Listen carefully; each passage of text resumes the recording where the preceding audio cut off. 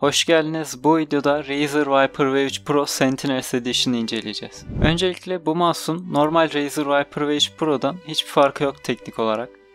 Sadece gördüğünüz gibi Sentinels'e bir işbirliği var ve tasarım olarak farklı. Tasarımında Sentinels'in rengi olan kırmızıyı kullanmışlar ve üstünde de Sentinels'in logosu var.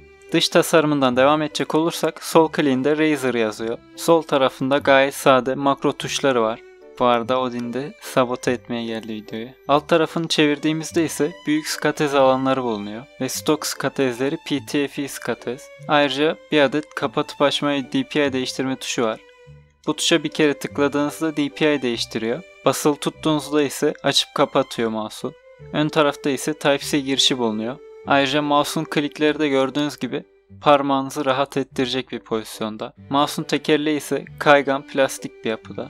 Ayrıca ön tarafta da bir adet LED ışık var. Mouse'un teknik özelliklerinden kısaca bahsedecek olursam, Razer Focus Pro 35K optik sensörü kullanıyor. 35.000 dpi'ye kadar çıkabiliyor ve yaklaşık 54 gram ağırlığında. Razer optik Gen 3 switchlerini kullanıyor. 8000 Hz'e kadar çıkabiliyor ve 95 saate kadar pil ömrü var. Dangle olarak da bu şekilde küçük bir dangle var. Yine ucunda ufak bir LED ışık var. Ve altı da yapışkan yapıda, mouse'a koyduğunuz zaman kaymıyor. Kablosu ise çoğu kablosuz mouse'da olduğu gibi biraz kalın. Yani oyun oynarken kullanmak istemeyeceğiniz bir tarzda. Sadece şarj etmek için kullanabilirsiniz. Bu mouse güncel olarak e-sporda en çok kullanılan mouse. Peki bunun sebebi ne diye soracak olursanız, ilk olarak şu an en hızlı sensör olarak geçiyor. Yani gecikmesi en az olan sensöre sahip mouse diyebiliriz. Ayrıca shape'i neredeyse tüm tutuşlara hitap ediyor. Yani palm grip olarak tutarsanız bu şekilde rahat edebiliyorsunuz. Claw grip'te de yine avucunuzun içini doldurduğu için gayet rahat tutabiliyorsunuz.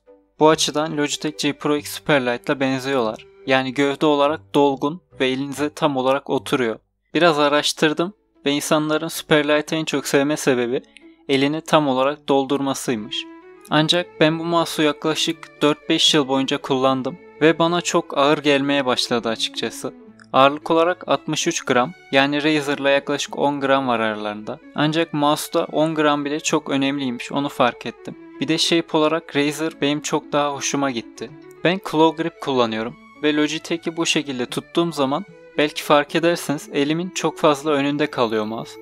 Ve bu da minimal ayarlamalar yapmamı engelliyor. Ancak aynı şekilde Razer'ı tuttuğum zaman gördüğünüz gibi daha iyi kavrayabiliyorum. Bunun sebebi Razer Claw Grip için daha uygun. Razer'ın tepe noktası daha yüksekte. Logitech ise daha düz bir yapıda. Bu mouse'ların e-spor alanında çok fazla kullanılmasının bir sebebi de şirketlerin çok büyük olması ve dolayısıyla reklam bütçelerinde büyük olması.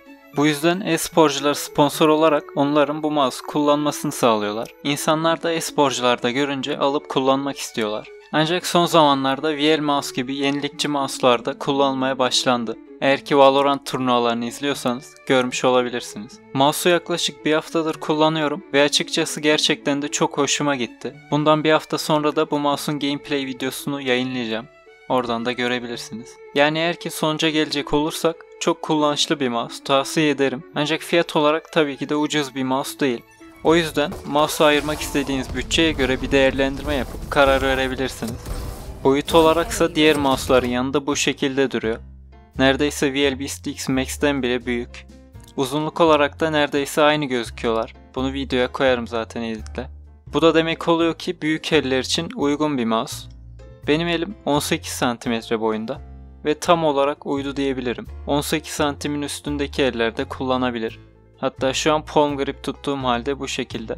Ben bu şekilde kullanıyorum mouse'u. Ancak eğer eliniz küçükse belki kullanamayabilirsiniz. Çünkü büyük olduğu için kontrol etmesi zor olabilir. Bu durumda daha küçük mouse'lara yönelebilirsiniz. Bu mouse hakkında söyleyeceklerim bu kadar. Hem shape olarak hem tasarım olarak hem de performans olarak çok fazla beğendiğimi söyleyebilirim. Aynı zamanda bir hafta sonra bu mouse'un gameplay videosu gelecek. O videoda da çok güzel klipler var. O yüzden kaçırmamanızı tavsiye ederim. Eğer ki merak ettiğiniz başka soru varsa yorumlara yazabilirsiniz. Sonraki videolarda görüşmek üzere.